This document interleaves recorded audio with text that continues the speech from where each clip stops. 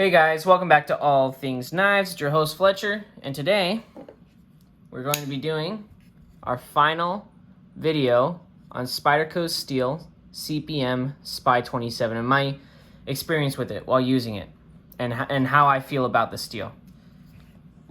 Alright, so to start this off, this is SPY-27 here.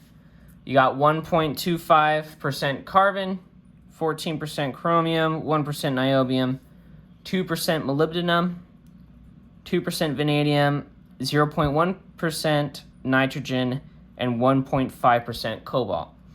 Carbon forms carbides. Chromium can form hard carbides as well.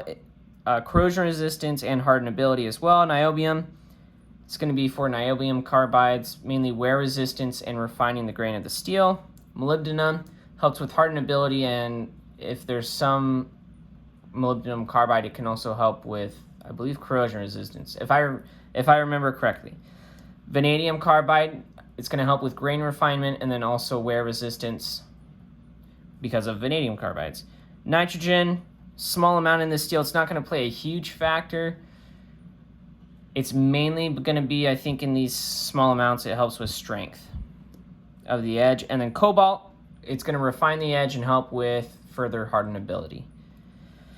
Another steel that has cobalt in it is going to be Rex 45. It helps with the hardenability of the steel, but also helps make it tougher, finer grain structure. But cobalt also helps improve the attributes of all the other elements in the steel.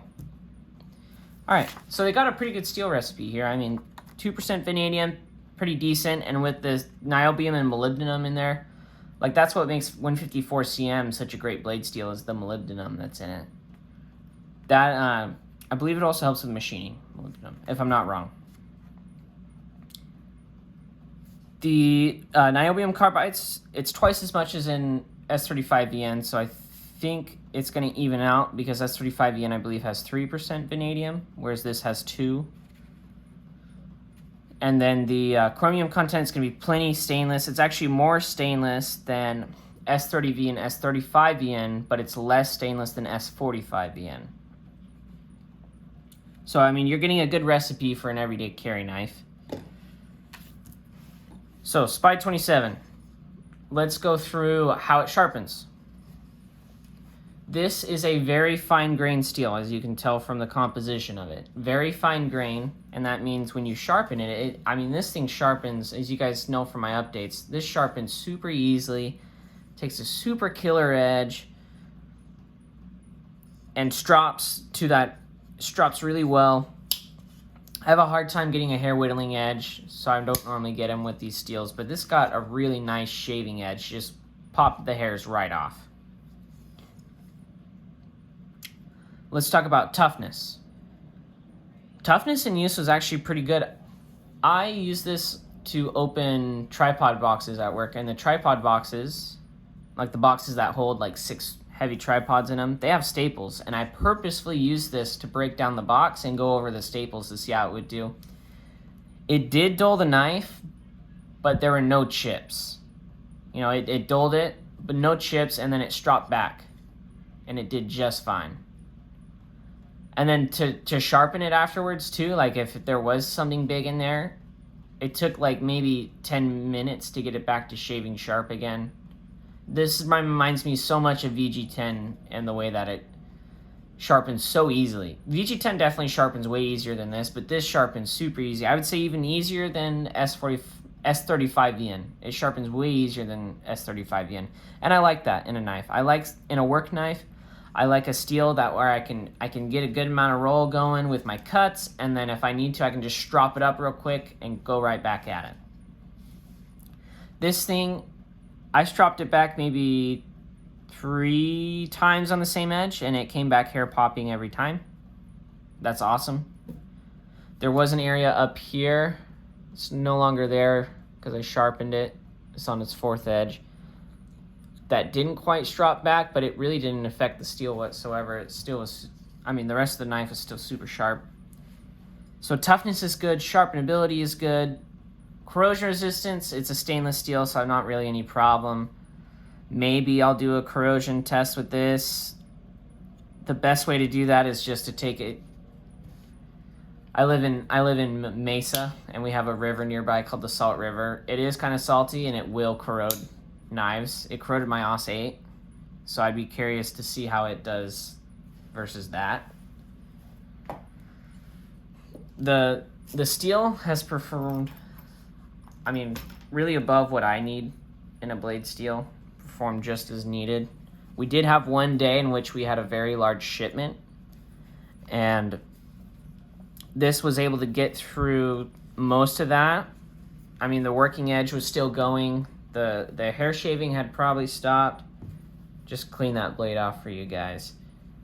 The working edge was still going, but I was like, I can feel it lagging a little bit. So I just took it to a chromium oxide strop with some leather, and it was good to go again. Just ready to go. On diamond, this drops phenomenally. On a diamond strop, if you just got like a little strop you carry with you, some compound on it, you did some diamond paste, this would do wonderfully. The edge retention, if I had to put it, I mean, it's very close to what my S30V has done. You know, maybe a little lower than S30V.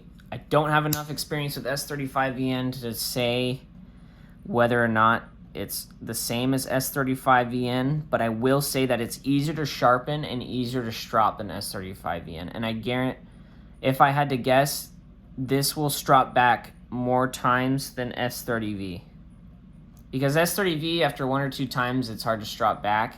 This stuff, it just keeps stropping back. You get more easy maintenance with this knife. And I think that's really what Spyderco was going for. The average person, they need something that's tough, that takes a sharp edge, isn't too hard to sharpen, and is easy to maintain. You know, instead of having to take it back to the stone every time, they can strop it. And that really prolongs the longevity of your knife. Do I think that it's worth the 126 versus the 108 on the S30V? I would say that I like that it's tougher than S30V, and I like that it's easier to strap back. But as far as the price, if it was more in like the 115 range, I'd say yeah. On a Para 3 lightweight, is it worth 140? I'd say it's worth more like 120. Like if they made that the new standard steel on the Para 3 with lightweight, and it was 120 bucks, I'd say go pick yourself up a Para 3 lightweight in SPY-27. It's phenomenal. But I mean, they spent the time researching for this steel and developing it, so they have to recuperate some of that cost, which is why it costs more. But it is a great, if you're looking for a tough, easy to sharpen steel that'll hold an edge, if not right at S30V, if not a little less, this is going to be your guy. And it's tough and easy to sharpen because of the fine grain structure. If you like VG10, you'll like this, but you will need to sharpen it on a diamond stone.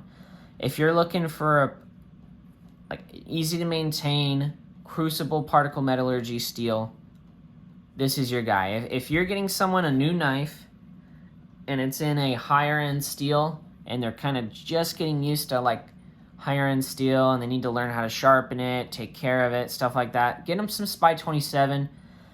It'll be easier for them to sharpen, easy to deburr, grip progression is super smooth, takes a killer edge, and then they won't have to take it back to the stone every time.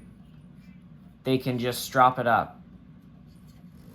And it's tough, so they're not going to do that much damage. I do think that in the Native 5, it's a pretty good value. $126.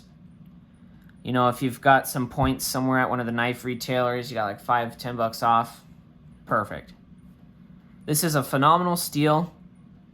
I think it's going to catch on, and I'd love to see it in a standard G10 Para 3, just because that's kind of my preferred mode.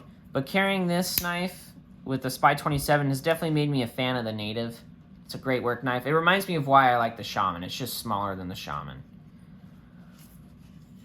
But yeah, if you're looking for a good work steel that performs well, this will do well because it's going to be tougher. You know, it's not going to be crazy like a 20 CV or even like a Maximate or an S90V. You know, it's not going to hold an edge like that. But you need a work steel.